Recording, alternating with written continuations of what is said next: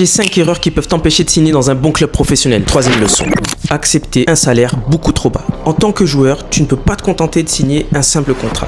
Tu as besoin d'une stabilité financière et pour cela, avant de signer, tu dois prendre tout en considération par rapport à ta vie personnelle. Si tu as une vie de famille, si tu as des enfants, si tu es marié, tu dois tout prendre en considération pour éviter de te mettre en danger. Parce qu'un joueur sur le terrain, pour qu'il soit performant, il doit être concentré à 100% et si tu as des problèmes de finances, tu ne pourras pas être concentré. Donc je te conseille de bien étudier la proposition du club et de l'adapter à tes besoins. La quatrième leçon, le choix du club. Alors c'est superbe, il y a un club professionnel qui est intéressé par ton profil. Ce que je te conseille de faire, c'est de prendre ton calme et d'éviter de donner une réponse rapide.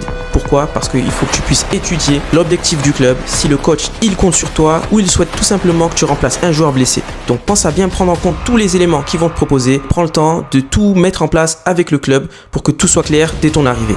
La cinquième et dernière leçon, la communication. Donc ce que je veux dire par là en termes de communication, il faut que tu apprennes l'anglais. Si tu n'as pas un bon niveau, je te conseille d'avoir toujours un petit cahier avec des mots qui pourront te permettre de comprendre le coach et de te faire comprendre. Parce que lors des entraînements et des matchs, il y aura des tactiques à appliquer et si tu ne comprends pas, tu seras totalement pénalisé et perdu. J'espère que cette vidéo t'a plu et si tu as besoin de plus de conseils pour signer ton premier contrat pro, abonne-toi.